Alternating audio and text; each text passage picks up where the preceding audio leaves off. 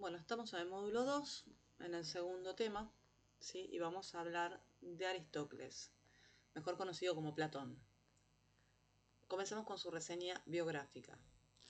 Filósofo griego, vivió en Atenas entre el 427 y el 347 a.C. De familia noble, fue discípulo de Sócrates, quien influyó profundamente en su pensamiento. La condena y muerte de Sócrates causaron un profundo impacto en Platón, quien sintió una gran pérdida y desilusión con la sociedad ateniense. Atenas había condenado a muerte a una persona muy importante y querida por él. Es en este momento que deja de ser un discípulo para convertirse en un filósofo por derecho propio. Por ese entonces comenzó a escribir sus conocidos diálogos de Platón. Emprendió viajes por diversas ciudades del mundo griego, incluyendo lugares como Italia, Sicilia y Egipto, buscando expandir sus conocimientos y difundir sus ideas filosóficas. En Sicilia conoce a Dion, un joven aristócrata de la corte, que se convirtió en su discípulo atraído por la idea de un rey filósofo, que fuese más justo. Convence a Platón de intentar influenciar al tirano Dionisio, pero Platón termina siendo vendido como esclavo. En total, Platón viajó 3 veces a Siracusa para intentar aplicar sus teorías y todas las veces fracasó. Más adelante les voy a mostrar un cuadro con las fechas en las que viajó a Siracusa y el resultado de cada uno de los encuentros con Dionisio I y luego con Dionisio II. Este recorrido muestra cómo Platón enfrentó el choque entre sus ideales filosóficos y la realidad política. Debe enfrentar la dura lección sobre la diferencia entre la teoría y la práctica en la política de la filosofía. Esto lo ayudó a replantear sus teorías. En el año 387 a.C. regresó a Atenas y fundó la Academia, que fue la primera institución formal educativa en Atenas, centrada en filosofía y otras ciencias. Allí pasó sus últimos años de vida impartiendo conocimientos y expandiendo los propios. Se le adjudican 24 diálogos, donde Sócrates, como protagonista y utilizando el método mayéutico, explora ideas filosóficas interactuando con diferentes personajes, que abarcan temas como la ética, la política y la teoría del conocimiento. Algunas de sus principales obras son La Apología de Sócrates, Crátilo, El Banquete, Fedón, Menón, La República y las Leyes. Bueno, Sócrates llega a Siracusa invitado por Dion en el año 388 a.C., justo un año antes de fundar la academia, para intentar de influenciar políticamente al actual tirano Dionisio I. Platón intenta aplicar su idea de filósofo rey, pero fracasa y es vendido como esclavo. Luego fue liberado por Aniceris, que es otro filósofo, que le permite regresar a Atenas. Casi 20 años después, recibe una nueva invitación de Dion para educar, esta vez, a Dionisio II. ¿Por qué? Porque había fallecido Dionisio I y ahora estaba al poder su hijo. Platón regresa con las esperanzas renovadas, pero Dionisio II toma a Dion y a Platón como una amenaza. No simpatiza con las ideas revolucionarias de un rey sabio y considera que esto puede atentar con su liderazgo. Entonces termina por encarcelarlos y luego condenarlos al destierro. Bueno, en el 361, aproximadamente 6 años después, Dionisio se encuentra con las consecuencias de haber desterrado a Dion, porque Dion era un líder político y tenía a una gran parte de la población a favor de sus ideales y los contenía. Entonces se encuentra con que esta gente comienza a sublevarse. Entonces, en un intento de reconciliación con Dion, lo invita a regresar a Siracusa. Dion pone como condición invitar a ir con Platón nuevamente. Lo invita por tercera vez a abrir diálogo con Dionisio II, y las tensiones fueron las mismas y Dionisio terminó por expulsar otra vez a Platón de Siracusa y este regresa definitivamente a Atenas. La importancia de estos 3 viajes es que luego de haber intentado y fracasado 3 veces en aplicar sus ideales, en poner en práctica sus ideales filosóficos, Platón llega a la conclusión de que teoría y realidad no son lo mismo. Entonces se plantea un cambio en su visión del filósofo rey, que lo vamos a ver un poquitito más adelante. Bueno, como sugerimos algunos textos para comenzar a conocer a Platón, hizo un pequeño cuadro que habla sobre la obra, el tema central y la importancia filosófica de cada uno de esos escritos. Comenzando por la apología de Sócrates, el tema central es la defensa de Sócrates ante el tribunal ateniense, cómo Sócrates se defendió, ¿sí? Dejando de manifiesto el compromiso con la verdad, la autonomía de pensamiento y la integridad frente al poder. En Crátilo, el tema central es la naturaleza del lenguaje y su relación con la realidad.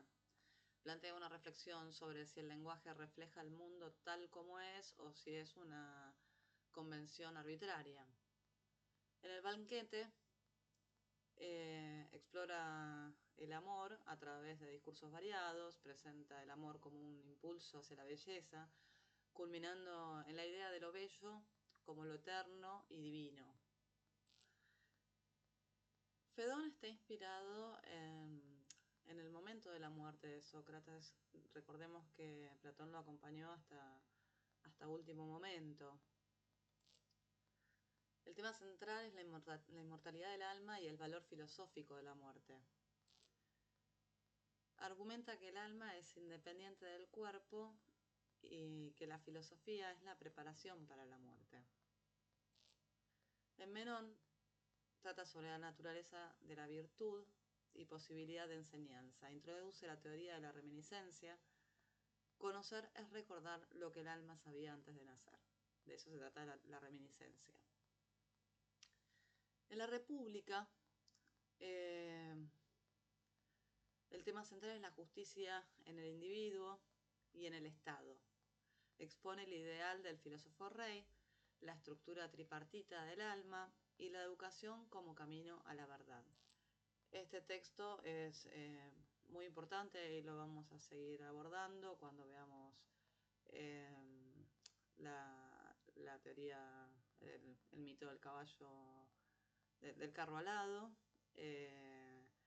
y está relacionado justamente al tema que atrajo a Dion para presentarlo en la corte de Dionisio I, que es la idea de un filósofo rey y de una sociedad más justa, de un estado ideal. Como ya les conté, 3 intentos hizo Platón de plasmar su filosofía en la realidad y fracasó en los 3 y tuvo un cambio de opinión y este se ve reflejado en las leyes, donde el tema central es la organización legal y política de una ciudad realista. Plantea un modelo de gobierno donde la ley, no el filósofo, regula la vida pública para garantizar la justicia. El mérito de Platón fue utilizar el arte como medio para transmitir sus enseñanzas. A través de la poesía fantástica, en la que combina diálogos y mitos, construye escenarios que ayudan a explorar e interpretar ideas filosóficas complejas. Interpretación platónica de la realidad, o idealismo platónico. Ontología y teoría de los 2 mundos. La ontología es la ciencia, es la rama de la filosofía que busca explorar los principios y los finales absolutos, la parte metafísica de la filosofía. Platón considera que lo único eterno e inmutable es el mundo de las ideas. Y de esto habla el idealismo platónico. No es que habla de un mundo ideal, sino que habla de las ideas, del mundo de las ideas como su arjé. Este tema se aborda bien en La República, donde postula la existencia de dos mundos opuestos, el mundo sensible y el mundo inteligible. El mundo sensible es accesible a través de los sentidos, cambiante e imperfecto. El mundo inteligible, donde habitan las ideas, realidades universales, es permanente y perfecto. Este planteo se conoce como idealismo platónico y se ilustra con el mito de la caverna, que muestra cómo los sentidos pueden engañarnos y hacernos tomar apariencias por realidad. Las cosas sensibles no son más que sombras efímeras que reflejan de forma imperfecta las ideas puras. ¿A qué vamos con esto? Que las cosas del mundo sensible son efímeras, o sea, mueren, y son imperfectas. Son un reflejo de las ideas puras, pero no son ideas puras en sí mismas. Las ideas existen por sí mismas fuera de la mente, desprovistas de la materialidad y constituyen los modelos ejemplares de todas las cosas sensibles. Cada ser del mundo físico participa de una idea correspondiente del mundo inteligible. Además, entre las ideas existe una jerarquía, y la más elevada es la idea del bien, fundamento y causa de todas las demás. Vamos a abordar el tema del conocimiento. El mito de la caverna. En el mito de la caverna, Platón describe a unos prisioneros encadenados desde su infancia, obligados a mirar sombras proyectadas en la pared de una caverna. Estas sombras provienen de objetos que pasan frente a un fuego detrás de los prisioneros. Ellos creen que esas sombras son la realidad. Sin embargo, uno de ellos logra liberarse y asciende fuera de la caverna. Allí descubre el mundo exterior, iluminado por el sol, y comprende que lo que antes consideraba real no era más que una ilusión. Seguido de este video, yo les dejo un video de otra persona que me gustó, que explica justamente el mito de la caverna con unas ilustraciones muy claras que ayudan a entender de qué se trata. Bueno, este relato simboliza el proceso del conocimiento, el paso de la opinión basada en los sentidos a la contemplación intelectual de las ideas. El ascenso representa el camino hacia la verdad y el conocimiento verdadero, que solo se alcanza al salir del mundo sensible e ingresar en el mundo inteligible. Por ejemplo, la idea de árbol no reside en ningún pino o algarrobo en particular, sino que existe en sí misma, en el mundo inteligible, como un reflejo imperfecto de la idea. ¿Sí? Nosotros tenemos la figura de un pino o del algarrobo, de un manzano. Platón utiliza el mito de la caverna para explicar cómo nuestros sentidos nos engañan y ocultan la verdad. Esta transformación epistemológica está vinculada con la teoría de la reminiscencia. Anámesis. Ahora vamos a hablar de la antropología platónica, o sea, de cómo ve el hombre Platón. El alma y el mito del carro alado. Está en Fedro. El alma es semejante a un carro alado, del que tiran dos briosos corceles, uno blanco y otro negro, regidos por un auriga moderador. Traducido al criollo, ¿sí? El alma es parecida a un carro con alas, del que tiran dos caballos enérgicos y fuertes, uno blanco y otro negro, regidos, dirigidos o controlados por un carrero que los modera, que los mantiene en equilibrio.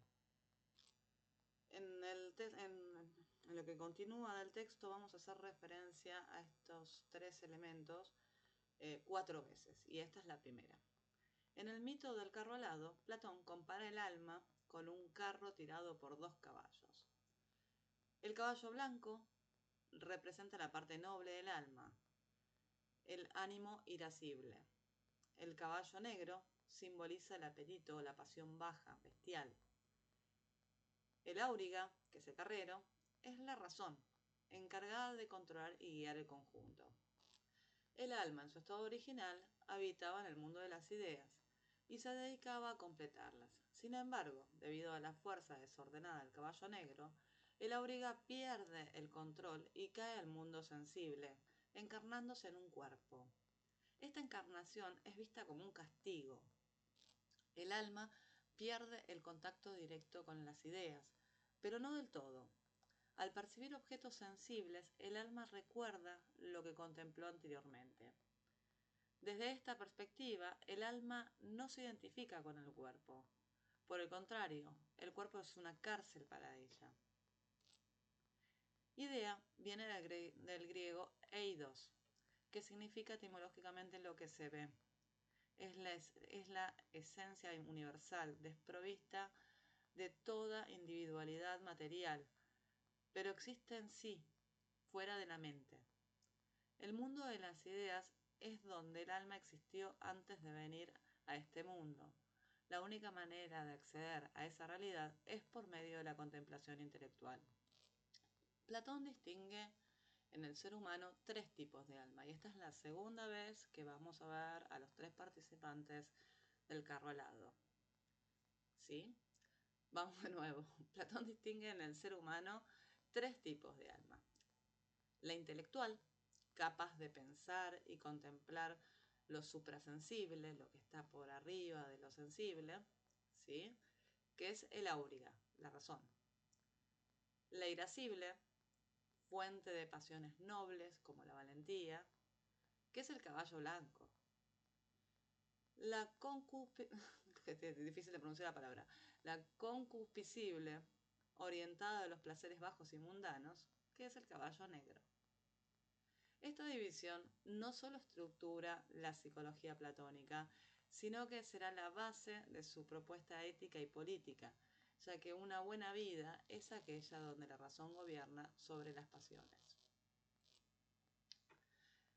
Inmortalidad del alma. Argumentos de Platón. Platón sostiene que el cuerpo es una cárcel de un alma inmortal y ofrece varias razones filosóficas para demostrarlo. Primero, el conocimiento innato. Si el alma posee conocimientos sobre el bien, la verdad o la belleza que no provienen de la experiencia sensible, entonces los adquirió en una existencia anterior. Esto implica que el alma preexistía antes de su unión con el cuerpo y, por tanto, su esencia trasciende lo material y lo mortal. Simplicidad y afinidad con las ideas. Las ideas son entidades simples, inmutables e idénticas en sí mismas. A diferencia de los cuerpos compuestos que pueden descomponerse, el alma es simple y no material, por lo que no puede disolverse ni morir. Esto hace una referencia a Parménides. Su afinidad con las ideas confirma su naturaleza incorruptible. Perdón, tuve una distracción. Creo que voy por la capacidad de contemplación. El alma puede contemplar verdades eternas y realidades suprasensibles, ¿sí? Por arriba de lo sensible, que son las ideas. Lo cual solo es posible si comparte su misma naturaleza, inmutable, permanente y simple. Si el alma no fuera de esa misma índole, no podría conocerlas ni comprenderlas. En conjunto, estos argumentos refuerzan la visión de que el alma pertenece al mundo inteligible, de cual proviene y hacia el cual debe retornar mediante la práctica filosófica. Teoría de la reminiscencia. El alma, que antes de encarnarse habitaba el mundo inteligible, recordemos que es el mundo de las ideas, y contemplaba las ideas, al ver un objeto sensible no aprende algo nuevo, sino que recuerda. El conocimiento entonces es una forma de recuerdo. El alma reconoce en las cosas un eco de lo que vio en su existencia anterior. Bien, nosotros estamos en el mundo de lo sensible, donde todo es imperfecto, pero el alma puede reconocer ese intento, esa semejanza de las cosas con la idea que ya conoce perfecta de lo que es. Los sentidos, en este marco, no transmiten conocimiento verdadero, pero pueden despertar esa memoria profunda. Por eso, el saber implica un esfuerzo del alma por recordar lo eterno, más que registrar lo transitorio. Y ahora sí, vamos a cerrar ética y política, la armonía del alma y del Estado. La ética y la política de Platón son consecuencia de su metafísica y su antropología. Si el alma ha caído al mundo sensible, su tarea es purificarse y volver a la contemplación de las ideas. Para lograr armonía necesita de la virtud, que consiste en restablecer el gobierno de la razón, áurea, sobre las otras partes del alma, caballos. Y ahora volvemos a ver los tres personajes. Platón identifica tres virtudes éticas. La prudencia, propia de la razón, guía del alma. La fortaleza, que corresponde al ánimo noble y voluntarioso. Y la templanza, que modera los apetitos sensibles. Esta fue la tercera vez que la vimos. La prudencia, que es el áurea, la fortaleza, que es el caballo blanco, y la templanza, que es el caballo negro. O mejor dicho, la que modera el caballo negro. La vida virtuosa, entonces, es la que logra una armonía interna. Un justo equilibrio entre las tres partes del alma bajo el mando de la razón. Para Platón, la política debe construirse a imagen del hombre, asignando a cada clase social una virtud. Y esta va a ser la cuarta vez que intervienen los tres personajes del mismo mito. El pueblo corresponde al caballo negro, orientado a lo material y utilitario. Le corresponde ejercer la templanza. Los guerreros le corresponde al caballo blanco, que defienden la ciudad con valor, y les corresponde la fortaleza.